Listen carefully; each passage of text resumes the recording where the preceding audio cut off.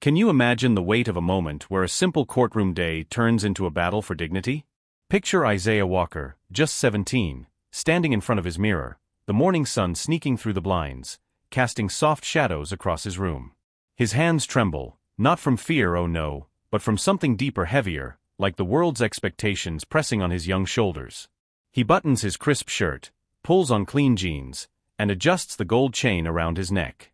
It's not flashy, not some gaudy showpiece, but oh, it's precious. This chain, scorched and bent from the fire that took his father, James Walker, a heroic firefighter who saved 3 kids 4 years ago, was lovingly restored by his grandfather. It's all Isaiah has left of his dad, a tether to love and loss, worn not to boast but to remember, to keep his father's courage close in a world that feels so cold today. Can you feel the ache in that? Isaiah, smart as a whip, quiet but deliberate, knows today's court date is supposed to be no big deal, just a misunderstanding over a broken school locker, a teacher's hasty judgment. His public defender promised it'd be quick, 20 minutes at most. Still, he dresses with care, every crease a quiet declaration of his worth. He takes a deep breath, steadies the chain against his chest, and hears a voice from the living room, ready. It's his grandfather, Moses Walker, 75, a man whose quiet dignity carries the scars of a lifetime. Can you see him? Leaning on his carved wooden cane, fedora perched perfectly, Moses, a Vietnam vet and retired train conductor, stands by the door, his presence a steady anchor. He's the kind who shakes hands firmly, looks you in the eye, no matter who you are, a man who's seen too much but speaks too little, his silence heavy with wisdom. Isaiah nods, joining him, and they ride to the courthouse in near silence, words unnecessary between them. The building looms ahead, a brick giant with towering pillars and metal detectors, a stark reminder of who holds power. As they near, Moses rests a hand on Isaiah's shoulder, his touch warm, grounding. Just keep your head high, he says, his voice calm but unyielding. We ain't here to bow.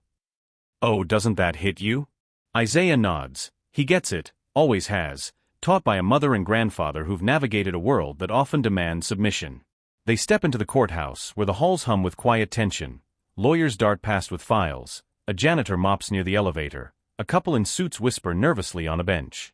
Isaiah and Moses settle on a wooden pew outside the courtroom, the air chilly, as if the warmth has been sucked out by the weight of justice's machinery. Isaiah sits tall, hands folded, but his fingers keep grazing the chain, its warmth a lifeline to his father's memory. Each touch feels like James is there, standing strong behind him. Does anyone else understand that kind of bond? Isaiah doesn't care, he knows its truth. He catches glances from passers-by, their eyes lingering, too tall, too serious, too quiet, his stillness somehow unsettling.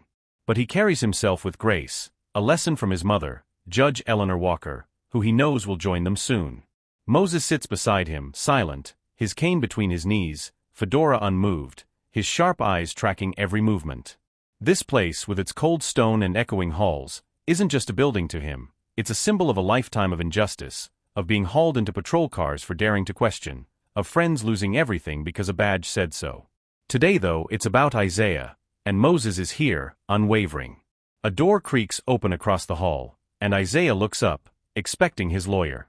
But his stomach twists. There's Officer Alan Bragg, a broad-shouldered deputy, stiff in his uniform, his presence like a storm cloud. Isaiah doesn't know his name yet, but that face? Oh, he'll never forget it.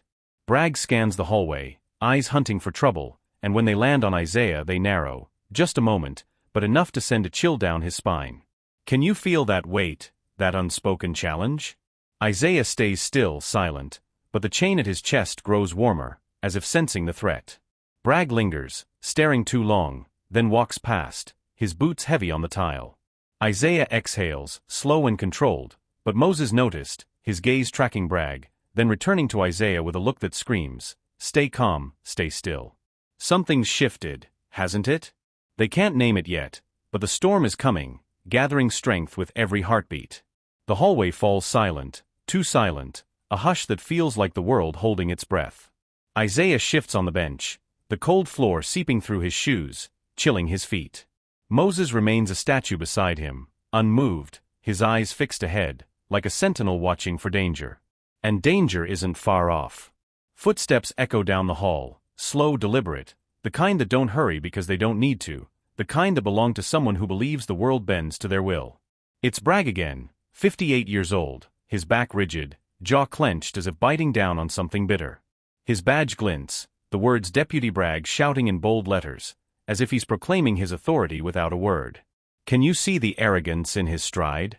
He's the kind of man who's held power too long, never hearing no, seeing not people but stereotypes, boxes to check, types to judge. When Bragg's eyes lock onto Isaiah again, it's not curiosity, it's something darker, uglier, a weight that presses against Isaiah's chest. He doesn't move, doesn't look away, his hands still in his lap, but his fingers find the chain, its warmth grounding him, a shield against the deputy's glare. Bragg steps closer, no reason, no legal cause, just because he can. Isaiah's doing nothing wrong, just sitting, but to Bragg that's enough. He stops mere feet away, sizing Isaiah up, as if his calm, proud stillness is an affront. You waiting on something? Bragg asks, his voice low, sharp, like gravel crunching underfoot.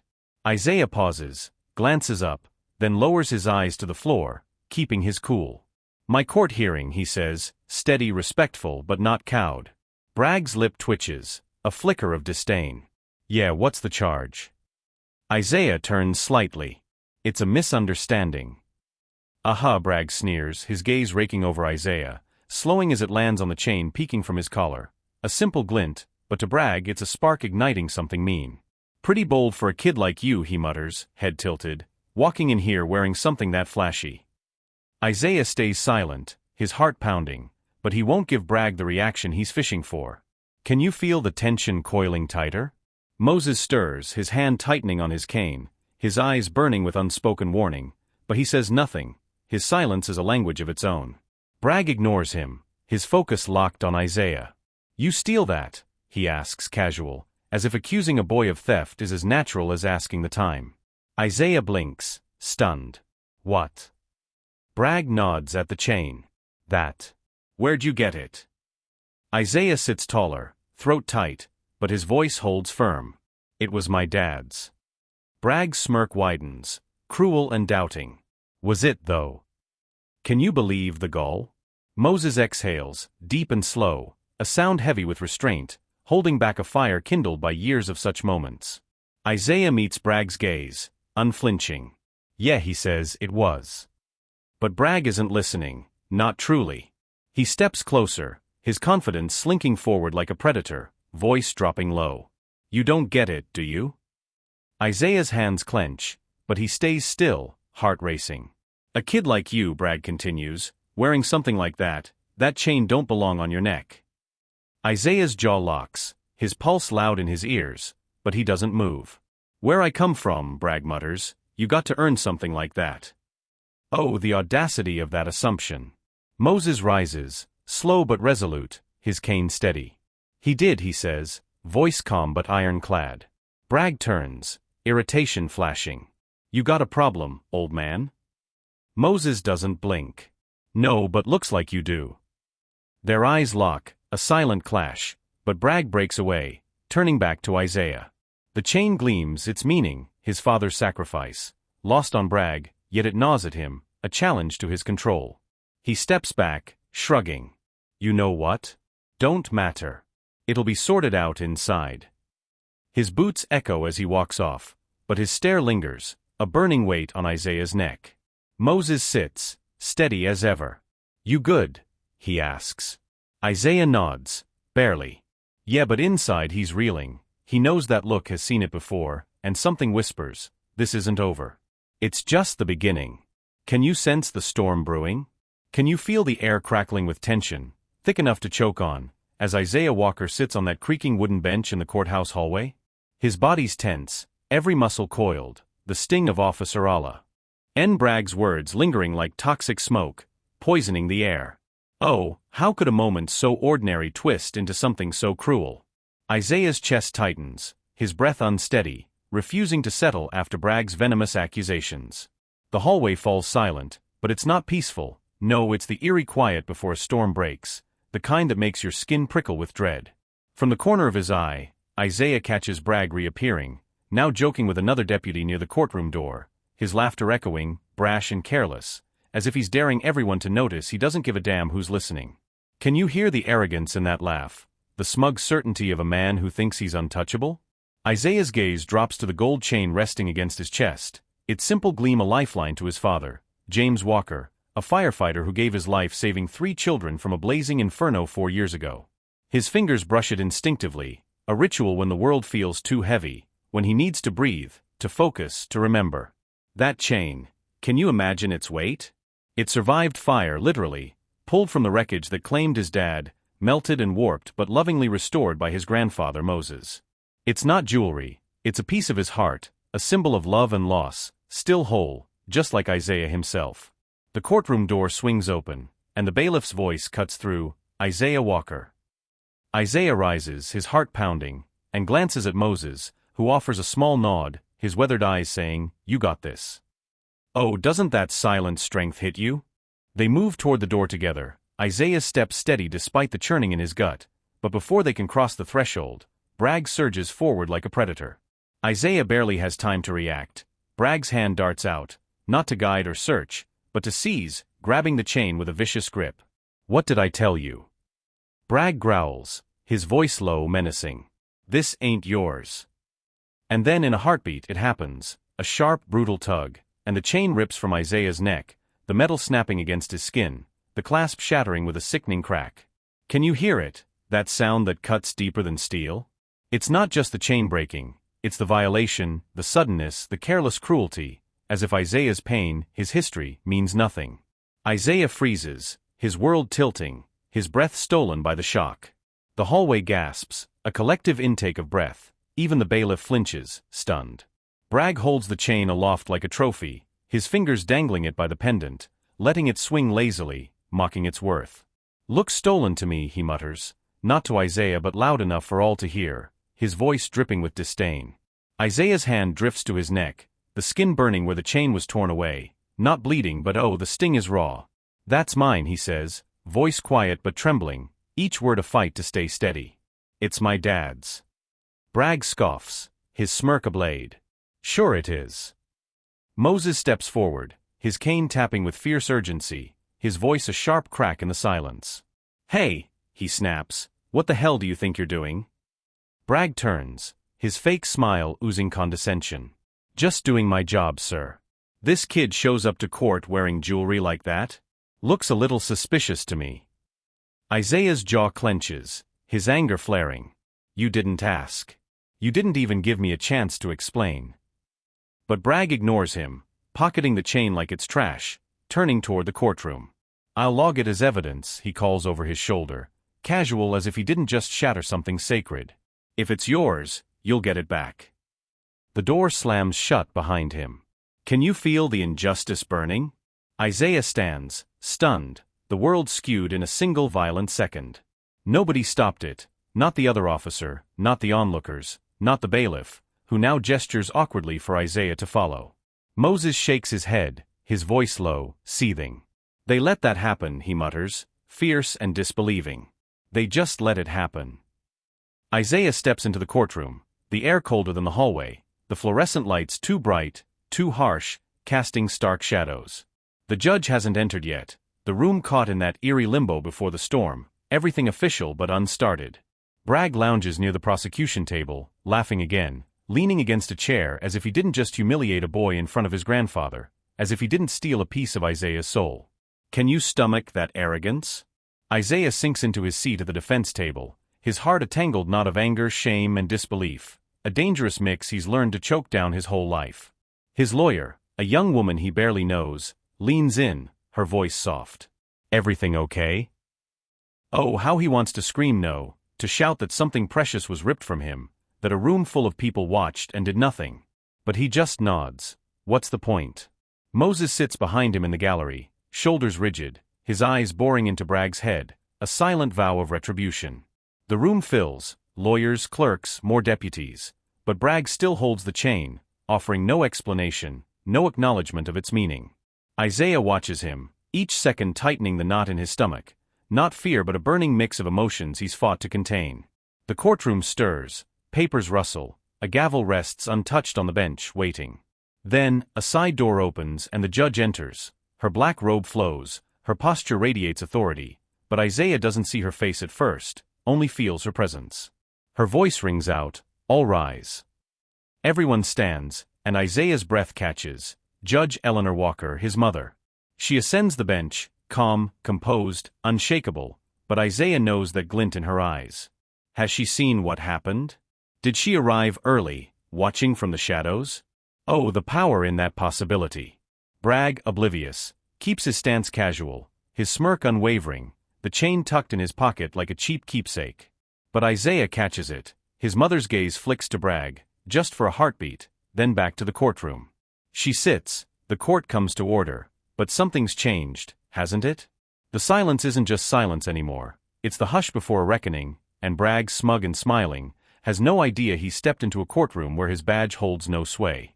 Can you sense the storm about to break? The room settles into an uneasy quiet, a silence where no one speaks, but everyone feels it. Something's wrong, something's off. Isaiah sits at the defendant's table, hands in his lap, the sting on his neck a cruel reminder of Bragg's violation. But it's not the pain that haunts him, it's Bragg's eyes, that cruel smirk, the assumption no one would stop him. And the worst part? No one has. Bragg lounges by the prosecution's desk, leaning like he owns the place, the chain still unlogged, unacknowledged, a sacred relic reduced to a trinket in his pocket. Can you see it, the faint outline of Isaiah's father's chain, inches from a man who doesn't care what it means? Judge Walker, Isaiah's mother, hasn't looked at him directly, her face a mask of neutrality as she flips through papers, but Isaiah knows that look, too neutral, the calm before she dismantles someone who thinks her silence is weakness. She hasn't spoken of the hallway, hasn't acknowledged the theft, and the weight of that unspoken truth presses on Isaiah's chest. His fingers twitch, restless. The bailiff announces the docket, Item 14, State of South Carolina versus Isaiah Walker. Isaiah stands, his lawyer beside him, and his mother's eyes finally meet his, just for a second, a flicker of recognition, a spark of something fierce. Then her gaze shifts to Bragg, lingering, piercing. Does he feel it? He doesn't notice or doesn't care, casually pulling the chain from his pocket, dangling it like a cheap bauble, muttering to the prosecutor, "Looks like it came from some back alley pawn shop." Oh, the gall of that insult. Isaiah's stomach churns, the prosecutor stays silent, and the judge, his mother, remains still, but the air crackles. The hearing begins, talk of dismissing charges for lack of evidence, legal terms like misidentification and overreaction blurring in Isaiah's ears. How can he focus with Bragg 3 feet away, twirling his father's chain like it's nothing? No one speaks of it, not one soul challenges the theft. Isaiah glances at the gallery, some watchers lean forward, curious, others avoid his gaze, but none look shocked. Can you believe that? It's as if this violation, a black boy stripped of something sacred, is just another day. Isaiah's jaw tightens, heat rising, a mix of rage and humiliation shaking his hands, the feeling of being seen yet unseen in a room full of witnesses who stayed silent. Not yet, oh not yet. Then Bragg's voice booms, too loud, too bold. Just for the record, Your Honor, he says, strutting forward like the courtroom's his stage, this individual was wearing what appeared to be stolen property when he arrived in the courthouse. I confiscated it, possible evidence. He holds the chain high, flaunting it. Isaiah's breath catches, Moses shifts, his cane gripping tighter, eyes blazing. Judge Walker looks up, her face unreadable, but a cold edge sharpens her voice. Confiscated? She asks, the word laced with something icy, something dangerous. Can you hear the shift, the storm gathering? Yes, ma'am, Bragg says, nodding with smug confidence. No proof of ownership. He claims it was his father's, but you know we hear that a lot. He chuckles, alone in his amusement. The judge tilts her head, a predator sizing up prey. Did he pose a threat to you, Officer Bragg? Bragg blinks. No, ma'am, not directly. Was he under arrest at the time you took the item? No, but, did you file a seizure report? Bragg falters, his certainty cracking. I was about to. Oh, doesn't that hesitation speak volumes? Can you feel the electric tension in that South Carolina courtroom, where the air itself seems to hold its breath, waiting for justice to strike? Judge Eleanor Walker, her presence a quiet storm, slowly sets down her pen, her deliberate movement slicing through the silence like a blade. Were you? She repeats, her voice calm but sharp, pinning Officer Alan Bragg where he stands. Oh, the weight of that question. The court reporter freezes, her fingers hovering over the keys, as if the room itself is stunned into stillness. "Let me be clear," Judge Walker declares, her words ringing with unshakable authority. "You took property off a minor in a federal courtroom without a warrant, without probable cause, and without logging it into evidence." Can you imagine the audacity of Bragg's actions? His lips part, but no sound escapes. His smugness crumbles under the judge's piercing gaze. The gallery is a statue garden. The prosecutor fidgets, suddenly engrossed in his files, and Isaiah Walker, just 17, stands there, heart pounding like a drum, watching the storm he's weathered finally roll in with righteous fury. Judge Walker locks eyes with Bragg, her voice steady, unwavering, needing no volume to command the room. "What you did was not procedure. It was humiliation. You stripped that boy of something personal, something sacred, in front of his grandfather, in front of this court, and without cause." Bragg's smirk falters. Oh, for the first time it cracks. Isaiah feels the room shift, like a locked door creaking open, light spilling into a space long darkened by injustice. The judge leans forward, her gaze a steel trap. "And the boy you humiliated," she says, her eyes burning into Bragg's, "is my son." Gasps ripple through the courtroom, a wave of shock crashing over the gallery. Jaws drop, eyes widen, some blink in stunned disbelief. Isaiah stands taller, his chest swelling, not with peace, not yet, but with a flicker of balance, a sense that the scales might finally tip. Bragg freezes, his face draining of color, the chain still dangling from his hand like a guilty verdict. Can you see it? He's just realized he's picked a fight in the one room where his badge holds no power. For a few agonizing seconds, no one moves. Bragg stands there, the chain, Isaiah's father's chain, a relic of sacrifice pulled from the ashes of a deadly fire, swinging in his grip, frozen midair, as if he's torn between dropping it, hiding it, or pretending this nightmare never happened. His mouth opens, but words fail him, his mind scrambling to catch up to the bombshell Judge Walker dropped. "The boy you humiliated is my son." Oh, doesn't that truth hit like a thunderbolt? Isaiah remains still, his heartbeat thundering, trying to anchor himself in a moment that feels surreal, almost dreamlike. Every eye in the room is on him, some disbelieving, some suddenly sympathetic, and a few chillingly with a cold edge, as if Isaiah's the one who shattered their cozy illusion of a flawless justice system. But none of that matters now, does it? The truth is out, raw and undeniable, and no one can unhear it. Bragg turns slowly, his eyes meeting the judge's, the smugness that defined him now melting into confusion, then panic, but still he's speechless, a man unaccustomed to being silenced. Judge Walker doesn't blink, her posture unyielding, her voice steady, yet her presence grows, filling the room like a gathering storm. "I watched what happened in that hallway," she says, her tone calm but razor-sharp, cutting through Bragg's defenses. "I saw the way you approached him, the way you put your hands on him, the way you treated him, not as a citizen, not even as a child, but as a suspect without a cause." She pauses, letting the weight of her words settle. "And you didn't even ask his name." Can you feel the sting of that accusation? Bragg swallows hard, his throat bobbing. "Your Honor, No," she cuts him off, raising a hand, her gesture final. "Don't speak. You've already said enough." The courtroom is still as stone, a silence so profound it's almost deafening. Isaiah feels like he's floating, detached from his own body. Part of him can't believe this is happening. Part of him waits for someone to interrupt, to erase this moment, to pretend it's not real. But this silence? It's unbreakable, and Bragg, he's been stripped of the comfort his uniform once gave him. Judge Walker's eyes narrow, a subtle shift that carries the weight of years of standing firm against injustice. "You walked into this courtroom with no evidence, no warrant, no authority to seize my son's property," she declares. "You humiliated him publicly, you violated his rights, and you made a mockery of this courtroom." Can you hear the righteous fury in her words, restrained yet searing? Bragg's voice creeps back, thin and faltering, a shadow of his earlier bravado. "Ma'am, with all due respect, I didn't know." "You didn't know who he was," Judge Walker interrupts, her voice ablade, "but you did know what he looked like. And that," she says, leaning forward just a fraction, "was enough for you." Oh, doesn't that truth lay bare the ugliness of his actions? The chain still dangles in Bragg's hand, a symbol of Isaiah's loss and resilience. "Return it," she commands, her tone flat but unyielding. Bragg hesitates, her eyes narrow to slits. "Now." He steps forward, each movement heavy, like wading through quicksand, his fingers loosen, and the chain falls to the defense table with a soft metallic clink. So small, so delicate, yet in that moment, doesn't it feel like the most powerful object in the room? Isaiah can't move, not yet, his breath caught in his throat, the weight of the moment pinning him in place. His lawyer, sensing his stillness, gently slides the chain toward him, her touch careful, almost reverent.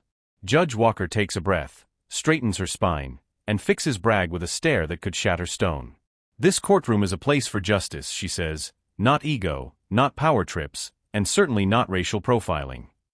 A murmur stirs in the gallery. Some heads bow, others nod, the weight of her words sinking in. This isn't just a hearing anymore, is it? It's a reckoning, a moment where truth demands to be seen. Bragg looks down, not in shame but as if scrambling to rewrite the narrative, his mind racing for an escape, but there's none, not now, not here. Judge Walker rises, no gavel, no theatrics, just the quiet, unassailable authority of a woman who's had enough. I will be filing a formal complaint against you with the sheriff's department, she says, her voice calm but resolute, and you are hereby banned from participating in any proceedings in this courtroom until a full investigation is complete. Bragg's face flushes, a red tide of panic. Your Honor, this is called consequences, Officer Bragg, she cuts him off, her words a hammer, and you're going to feel them for once. Can you feel the room holding its breath, the air charged with the promise of accountability? The silence is absolute, even the court reporter pauses, caught in the gravity of the moment. Bragg's eyes dart, searching for an ally, a defender, but all he finds are averted gazes, neutral stares, the faces of those who once respected or feared him now seeing the man beneath the badge. He steps back, slow, unsteady, but Judge Walker isn't finished. She turns to the gallery, her voice rising to address all. This should be a place where every person who walks through those doors is treated with dignity, she declares. My son should not have to endure what so many others have suffered in silence because of people like him. She nods toward Bragg, her gesture a quiet condemnation. Can you hear the call for justice in her words, echoing beyond the courtroom walls? Her gaze softens as it falls on Isaiah, and for a fleeting moment, she's not a judge, she's his mother, her eyes brimming with pride and pain. I'm proud of you, she says, quiet but clear, for staying calm, for not reacting, even when he gave you every reason to.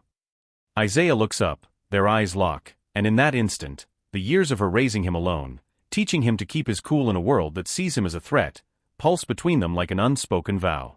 He nods, just once, and reaches for the chain, slipping it back around his neck. It's no brighter than before, but oh, doesn't it feel heavier, stronger, a symbol of resilience reclaimed? Bragg mutters, pushing through the courtroom doors, his steps quick, uneven, a man unraveling. Isaiah doesn't watch him go, why should he? For the first time, he's not the one forced to walk away in silence. This time, the badge retreats, and the silence? It's his. The room shifts, a heavy loaded quiet that screams something monumental has happened, something no one can unsee, ignore, or dismiss as trivial.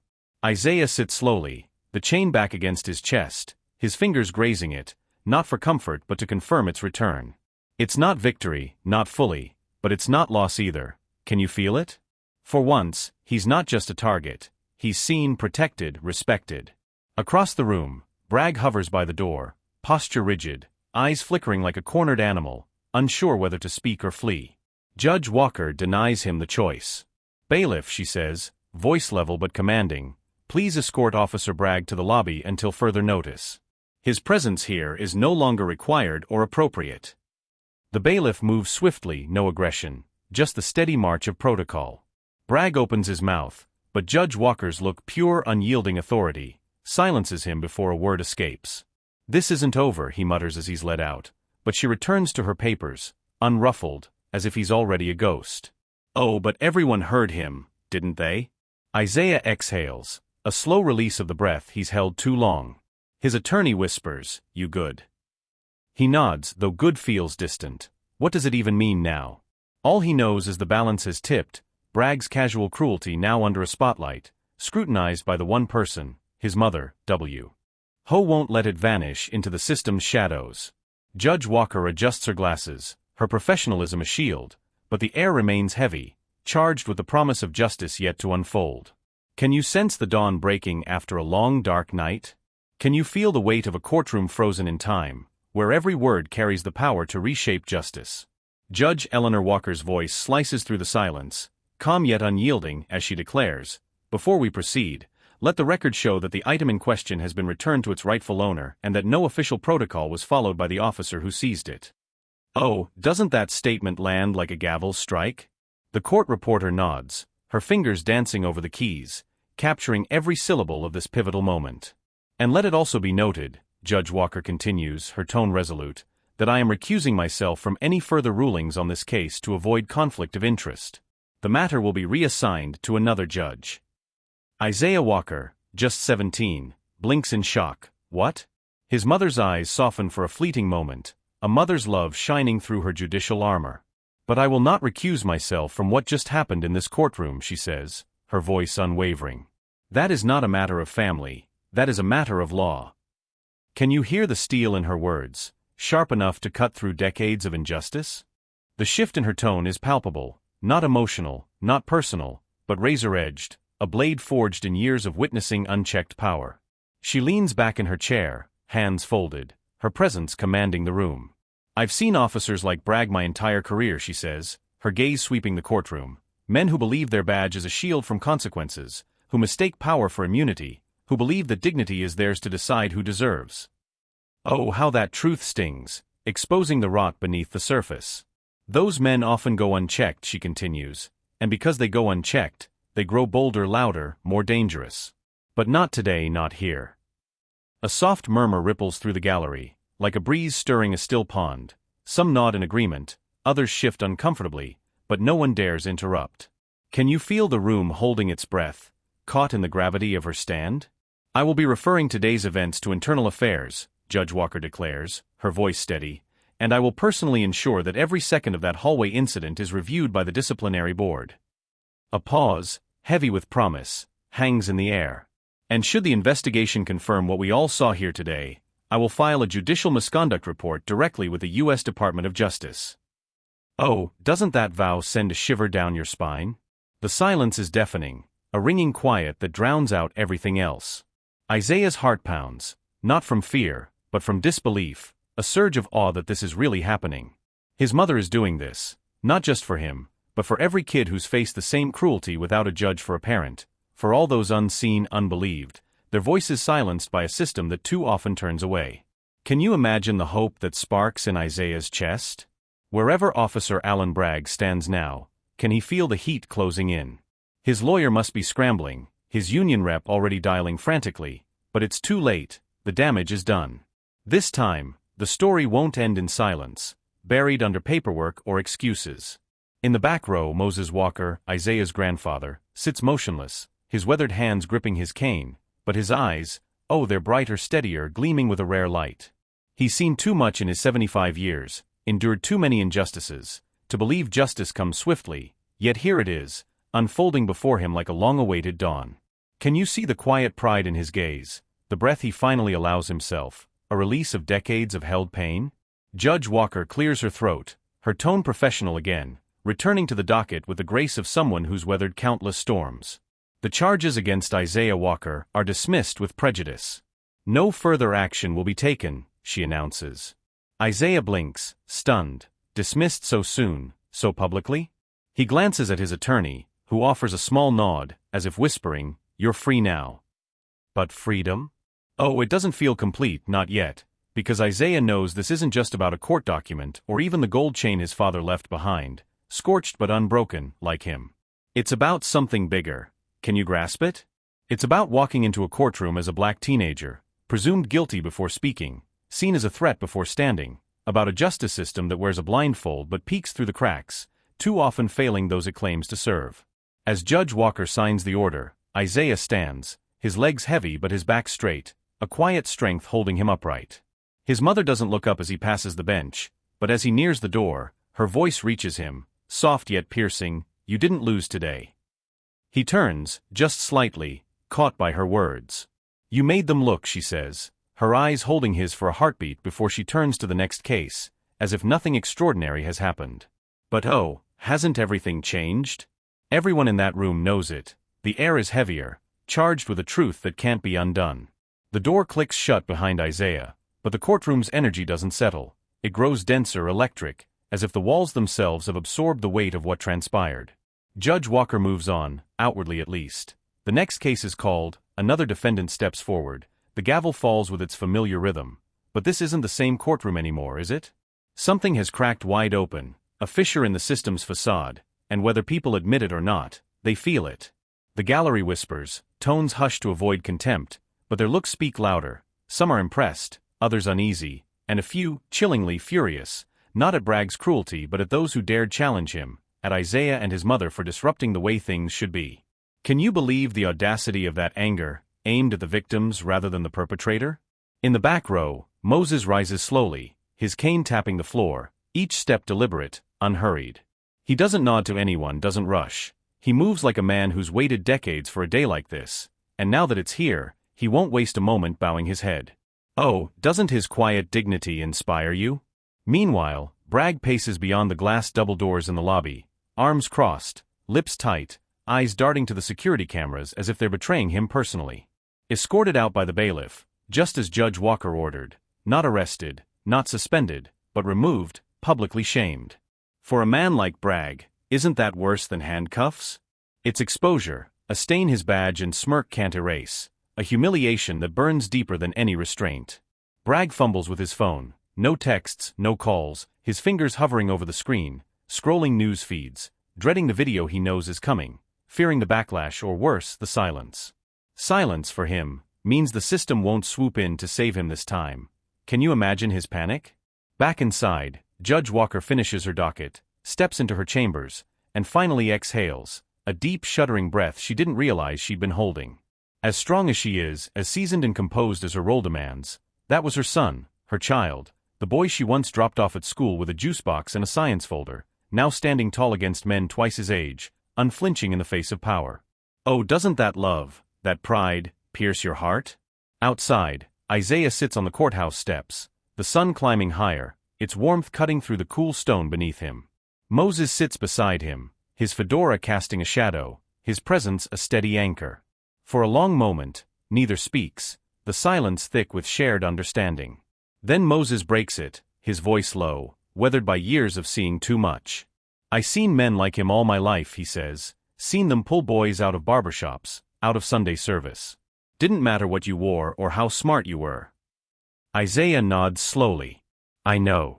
No, Moses says, eyes fixed ahead, you don't, not fully, not yet. But you're starting to. Can you feel the weight of that truth, passed from grandfather to grandson? Silence falls again, but it's interrupted by a voice from behind, yo. Isaiah turns, a kid maybe 19, stands a few steps up, jeans and hoodie, his face a mix of disbelief and urgency, like he spoke before he could stop himself. You're the kid from inside, right? He asks. Isaiah hesitates. Yeah. The kid nods, biting his cheek. I saw what happened with the cop. Isaiah stays quiet, and the kid steps closer, glancing around to ensure privacy. Bragg's been messing with folks in our neighborhood for years, he says. My cousin got locked up last year because of him, said he planted something, but no one listened. We just figured, he pauses, voice dropping, that's how it always goes. Can you hear the resignation in his words, the pain of a community ignored? Isaiah raises an eyebrow. So what are you saying? I'm saying that today was different, the kid says, his eyes bright with something like hope. He didn't walk out like nothing happened. People saw, you made them see. Isaiah's hand rests on the chain, its warmth grounding him. The kid steps back, unsure. Anyway, I just wanted to say thank you, not just for what you did, for what it means. He vanishes into the crowd, quick as he came, leaving Isaiah reeling. Moses chuckles, a low, knowing sound. You realize what just happened, don't you? What? Isaiah asks. You became the story. Isaiah scoffs. That wasn't the plan. It never is, Moses says, but sometimes the story picks you. Oh, doesn't that truth resonate? Inside, whispers spread like wildfire. Court clerks, public defenders, even junior officers at the metal detectors murmur about what happened. Emails fly, calls are made, a sheriff's department contact texts a reporter, a city council staffer notes to review security footage. Before lunch, the video leaks, 10 seconds of grainy hallway footage, Bragg ripping the chain from Isaiah's neck, raw, ugly, undeniable. Can you see it? The truth lay bare for the world? Bragg reaches the parking lot, phone buzzing with 3 missed calls and a voicemail from a precinct captain. His name's on the hot list now, internal affairs circling, not out of choice but because the world's watching, and the courtroom, once his playground, has rejected him. In her office, Judge Walker stares out a small window overlooking downtown, her phone buzzing with a message from a U.S. District Court liaison. Call me when you're free. She doesn't, not yet. Instead, she opens her drawer, pulls out a photo of Isaiah at 8, his gap-toothed grin beaming under his father's oversized fireman's helmet, a moment of joy frozen in time. She closes her eyes, just for a heartbeat, gathering strength. This isn't over, is it? Not by a long shot, but it's begun, and sometimes, isn't beginning everything? Can you feel the weight of a world shifting under the quiet strength of a single moment? The morning sun hasn't even fully risen, yet Isaiah Walker is jolted awake, not by its gentle rays or the blare of an alarm, but by the relentless buzz of his phone, vibrating like a heartbeat racing with urgency. Notifications flood in, dozens of them. Texts from strangers, group chats erupting, links to social media posts he hasn't even glimpsed. He sits up, eyes bleary, heart pounding, and opens the first message. It's a video, just 10 seconds long, grainy, tilted hallway footage, but it's clear enough to sear into his soul. A uniformed officer, Officer Alan Bragg, reaches out, violently ripping a gold chain from a teenage boy's neck. No sound, just the raw, ugly act, and beneath it, a caption that cuts deep. He didn't know the boy's mom was the judge. Can you imagine the shock rippling through Isaiah as he watches himself in that moment? Isaiah stares at the screen, his breath catching, the chain around his neck, his father's chain, a sacred relic from a firefighter's sacrifice, suddenly feeling like it weighs 100 pounds. He scrolls, heart racing, more videos, different angles, some filmed from courtroom seats, others clipping his mother's piercing words. You saw what he looked like, and that was enough for you. It's everywhere. Twitter, Facebook, TikTok, gone viral overnight. Is this justice? Exposure? Or just another fleeting news cycle, destined to fade? Isaiah doesn't know how to feel, his emotions a tangled storm of hope, confusion, and dread. Can you sense the whirlwind in his chest, a 17-year-old caught in a moment bigger than himself? Downstairs, Moses Walker, his grandfather, sits at the kitchen table, sipping black coffee, the morning paper open but not the one screaming Bragg's name. He doesn't need headlines to know how this plays out. His 75 years carry the wisdom of a man who's seen too much, his fedora perched like a crown of quiet resilience. You seen the news yet? He asks, not looking up, his voice low, steady. Isaiah nods, still reeling. Good, Moses says, eyes sharp. Now don't let it distract you. Isaiah's brow furrows. From what? From being steady, Moses replies, his words a lifeline. This ain't the finish line, it's the first step. Oh, doesn't that wisdom anchor you, a reminder that this fight is just beginning? Across town, the sheriff's department is anything but calm. Can you feel the tension crackling? Officer Gerald Bragg slinks in 2 hours late, dark circles under his eyes, jaw stiff as if braced for impact. He uses the side door, dodging the front desk, but it's futile. Everyone's seen the video. Every glance in the hallway cuts sharper, every closed door slams louder behind him. On his desk sits a folder, ominously marked IIA Review, Internal Affairs. He doesn't open it. Why bother? The real punishment isn't the paperwork, it's the silence, the chilling absence of greetings from fellow officers, the unanswered calls, the sergeant who once had his back now too busy to talk. That silence, once his shield, is now a wall closing in. Can you see Bragg's control slipping, his world unraveling? By noon, the mayor's office releases a statement, vague and polished. We are reviewing the footage of the incident involving Officer Bragg and a minor. The conduct is under investigation. We take these matters seriously. It says everything and nothing, doesn't it?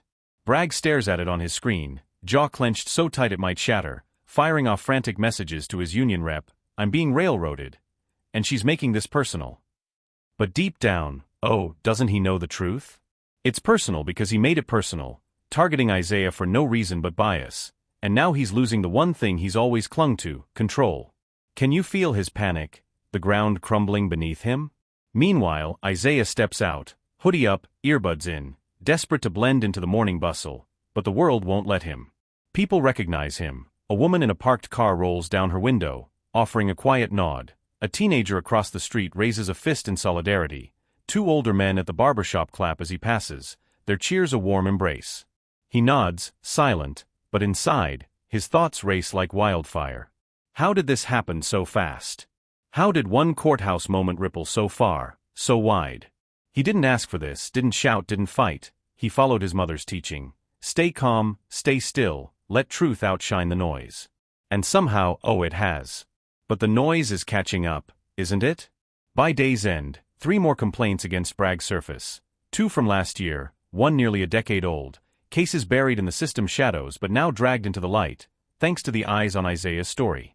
Reporters, community leaders, lawyers, they all want to know, will he testify, be the face of something bigger? Isaiah's just a kid who faced a misunderstanding in court, now with the system scrambling behind him. Can you grasp the weight on his young shoulders? That night his mother, Judge Eleanor Walker, comes home late, her robe draped over her arm, heels clicking softly on the hardwood. She looks tired, not defeated, but worn by the burden of her dual roles, judge and mother. Isaiah sits at the table, books open but ignored, the chain gleaming atop his notebook, catching the kitchen light like a beacon.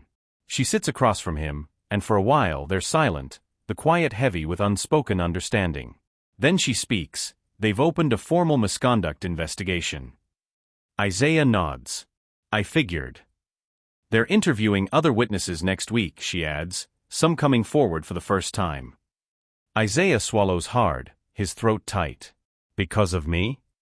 Partly, she says, her voice soft but sure, but mostly because of what he did, and because now they know they won't be ignored.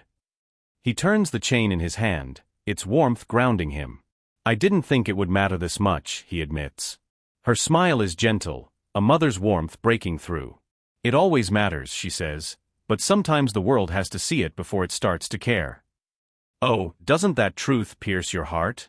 He nods, then asks the question burning in his chest. Do you think they'll actually do something this time? She meets his gaze, unflinching, honest. I don't know, she says, but I do know this. What you did made it impossible for them to pretend it didn't happen. In that moment, something shifts in Isaiah. Not pride, not quite, but a spark, a realization that wanted or not, he stepped into something vast. His quiet stand, his stillness, has roared louder than anyone expected, and now the world is listening. Can you feel the power of that shift? The buzz begins to fade. It's been nearly a week since Bragg tore the chain from Isaiah's neck, since the courtroom became a stage for truth. The story, once a blazing fire across social media, cools like embers after a storm, but the videos linger, circling timelines, a quiet reminder of what transpired. In the stillness that follows, Isaiah grapples with questions, not from reporters or peers, but from himself, deep and searching. He sits on his front steps, the chain heavy against his skin, its pendant tucked beneath his t-shirt like a secret he can't stop touching. He rolls it between his fingers, over and over, seeking certainty in a world turned unsteady. His mom is inside, likely poring over files or emails, her silence these past days not about Bragg but about the weight of balancing her public role with her private love for him. Can you see the toll in her eyes, the exhaustion of holding that line? Isaiah stares at the street, a car passes, a kid pedals by on a bike, life marching on, ordinary and relentless. But for him time drags, his body moving forward while his mind lingers, caught in the courtroom's echo. He thought he'd feel triumphant by now, thought seeing Bragg escorted out, the world's eyes on his story, would mend something broken. But it hasn't, not fully. He can't shake the courtroom glances, some sympathetic, but others cold, as if he, Isaiah, was the disruption, the problem, as if keeping his head down would have spared this mess. They weren't shocked by Bragg's cruelty, were they? They were shocked he got caught, and that truth cuts deeper than any chain snap. The front door creaks open, he doesn't turn, he knows it's her. Judge Walker sits beside him, quiet, hands in her lap, shoulders relaxed but watchful, her presence a steady balm when he's hurting, never rushing, always just there. After a long pause, Isaiah speaks, voice low. I thought I'd feel different. She waits, silent, giving him space. I thought when he walked out in cuffs I'd feel, I don't know, like something good had happened. You don't? She asks, her tone gentle. He shakes his head. I feel like it's not enough. She takes a slow breath, her eyes on him, steady. It never is, she says, her words carrying the weight of a lifetime's fight. He looks at the chain, its gleam catching the fading light. He'll probably get a desk job, maybe lose a paycheck or two, but he won't disappear. He'll be somewhere else, doing the same thing to someone else. She nods, not arguing, her silence an acknowledgement of the painful truth. How many more Braggs are out there? He asks, voice cracking. How many more kids are gonna have to go through this? Her gaze shifts to the street, face unreadable, but her voice is honest, raw. Too many, she admits, more than we'll ever know. Isaiah exhales, a hard, shuddering breath, trying to push the heaviness from his chest, but it clings. I'm tired, he mutters, the word heavy with a weariness beyond his years.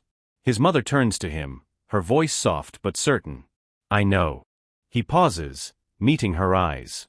Do you ever wonder if it even matters? Her gaze holds his, unflinching. All the time, she says, surprising him. He'd always seen her as unbreakable, the one who never doubted the fight. But I keep going, she adds, because if we start believing it doesn't matter, then they win. Can you feel the resolve in her words, a beacon in the darkness? Isaiah looks away, the chain twisting in his fingers. They still looked at me like I was just another angry black kid, he says, even after everything. She nods, her voice steady. Some of them will always look at you that way. His fists clench, frustration flaring. So what's the point? She lets the question linger, then answers, her words a quiet fire. Because the way they look at you isn't who you are. But the way you carry yourself, the way you respond, that's who you are. That's what makes the difference. Oh, doesn't that truth sink deep, a call to rise above the world's narrow gaze? Can you feel the quiet strength of a moment that reshapes a young man's soul, where the weight of a single stand becomes a beacon for others? On the weathered steps of his South Carolina home, Isaiah Walker sits, the words of his mother, Judge Eleanor Walker, echoing in his heart, but he's speechless. How could he respond to such wisdom? Her truth, raw and unyielding, lingers like a melody he can't shake. She leans back, arms resting on her knees, her presence a steady anchor in the fading light. There's always going to be another fight, she says, her voice calm but heavy with the scars of a lifetime's battles. Always another Bragg, always another courtroom full of people ready to turn the other way. That's just the truth. Oh, doesn't that reality hit like a punch to the gut? Isaiah stays silent, absorbing the weight, but she continues, her words a spark in the dusk. There will also be more kids who see what you did and realize they don't have to stay silent, that they can stand their ground, that they don't have to shrink. He turns to her, really looking, his eyes searching hers. You think I did something that mattered? Her gaze is unwavering, a mother's certainty shining through. I know you did, she says, and so does everyone else. Can you feel the pride in her voice, lifting him higher? Isaiah bites the inside of his cheek, doubt flickering. I didn't even fight back, he murmurs, as if his stillness was a failure. No, she says, her voice gentle but firm, you didn't. You stood. She pauses, letting the truth settle. And sometimes that's louder than a punch. Oh, doesn't that reframe everything? A car cruises by, music pulsing through open windows. Two teenagers stroll down the sidewalk, their laughter bright, oblivious to the weight of this moment. The world keeps spinning, but inside Isaiah, something shifts, not a full healing, not unshakable confidence, but a softening, a quiet awakening. He turns the gold chain, his father's chain, scorched yet unbroken from a tragic fire, in his fingers, its warmth a reminder of resilience, then slips it beneath his shirt, close to his heart. His mother watches, her eyes soft with love, seeing the boy she's raised becoming a man. I don't want this to be the only time, Isaiah says, his voice steady but fierce. She raises an eyebrow, curious. What do you mean? I don't want this to be the only time someone like him gets held accountable, he declares, the spark of purpose flaring. She nods slowly, a knowing smile tugging at her lips. Then it won't be. How do you know? He presses, yearning for certainty. Because you're still here, she says, her voice a beacon, still asking the right questions, still refusing to go quiet. Can you feel the power in that assurance, the promise that his stand will ripple onward? Isaiah sits with her words, then says, so we just keep fighting. Her smile is gentle, warm. Yes, she says, but we also live, we laugh, we love, we build. Oh, isn't that a call to embrace life fully, even amidst the struggle? He falls silent, leaning back against the step, gazing at the sky, blue, bright, impossibly clear, a stark contrast to the storm-filled days before. In that quiet, something stirs within him. Not peace, not yet, but purpose, a flame kindled in his chest he hasn't felt in ages. The world hasn't transformed overnight. No marching bands, no dazzling lights, no cinematic credits rolling with triumphant music, just another day in the Walker house. But oh, doesn't everything feel different? Isaiah stands in the bathroom, staring into the mirror, his reflection familiar yet changed. Same skin, same eyes, but now a deeper fire burns behind them, a quiet intensity. He's not just seeing himself, he's seeing the weight of what he carries. His fingers brush the chain against his chest. No flinch, no sting, just a steady reminder of what was taken and reclaimed, of what refused to be stolen. Can you sense the strength in that moment? Downstairs, the house hums with morning life. His mother left for court early, her routine unbroken, but at breakfast, she offered only a kiss on his cheek, a touch to the back of his head, and a whispered, "Hold your ground." Oh, how those words resonate now, not just for court, not just against Bragg, but for life itself. On the porch, Moses sits, coffee in hand, his fedora casting a familiar shadow, his expression watchful yet calm, a sentinel of wisdom. Isaiah joins him without a word, settling into a silence that's not empty but rich, brimming with understanding, a legacy passed from father to son, grandfather to grandson. After a long pause, Isaiah speaks, voice steady. "They fired him," he says. Moses nods once, unsurprised. "I know. Internal affairs wrapped up the investigation. The other complaints, 3 of them, all confirmed. One never even made it to paper until now." "Yeah," Isaiah says, "they said he won't be working law enforcement again." Moses sips his coffee, his voice a low rumble. "Good." Isaiah leaned back, the early sunlight warming his face, a moment of calm in the storm's wake. "So now what?" he asks, the question heavy with possibility. Moses chuckles, a sound rich with knowing. "Now you breathe, you keep walking forward, and you pay attention." "Pay attention to what?" Isaiah press. "To what they do next, and to what you become." Oh, doesn't that challenge ignite something in you? Isaiah sits with it, the question that's haunted him for days. What now? What happens when the viral buzz fades, when phones stop pinging, when applause dies down? What happens when he's no longer the boy who stood up to the cop, just another kid again? But maybe, just maybe, that's the point, don't you see? You're not meant to wait for the world's cheers. You keep moving, choosing, becoming. Later, Isaiah walks down Main Street, no hoodie, no earbuds, just him, the sun on his back, a calmness hard won over days of turmoil. People notice, their stares different now, some admiring, some hesitant, some unsure what to make of him. And that's okay, isn't it? Isaiah knows who he is. At the barber shop, someone taps the glass, offering a nod. At the community center, a young woman, a court clerk, waves from the steps mouthing, "Thank you." He nods, keeps walking, his heart steady. Near the bus stop, middle schoolers, maybe 13 or 14, cluster, one wearing a shirt that reads, "Justice is louder when it's quiet." Isaiah smile. Quand you believe it? He didn't seek to be anyone's hero, yet his refusal to be erased has lit a fuse, sparking something unstoppable. That evening, the mail arrives late, and Isaiah sifts through envelopes, mostly junk, until one stops him cold, handwritten, addressed to him, no return address. He opens it, careful, finding a single sheet, unsigned, with a message that pierces his heart. "I was in the courtroom that day. You didn't yell. You didn't fight. But you reminded all of us what power really looks like. You reminded me." He stares at it, long and hard, then folds it, tucking it into his notebook between history notes and college brochures, a quiet treasure. Can you feel the impact of those words, affirming his stand? That night, his mother returns earlier, her keys clinking in the bowl, her gaze warm with that real smile, the one reserved for private moments. "You okay?" she asks. He nods, and she smiles, soft and genuine. They cook dinner together, the kitchen filled with the clink of dishes and the scent of simmering spices. They don't mention Bragg, the press, or her closed-door meetings with city leaders. Instead, they talk of his college essay, debating journalism or sociology, and his father's legacy, not just as a firefighter but as a man who never ignored a cry for help. Oh, how these quiet things matter, grounding them in love. After dinner, Isaiah steps onto the back porch, phone in hand, notifications muted. He opens his notes app and types 4 words, "Don't look away again." Is it for him, the start of something bigger, a vow? Can you sense the promise in those words? A week later, his school invites him to speak at an assembly, not about brag, but about courage, voice, presence.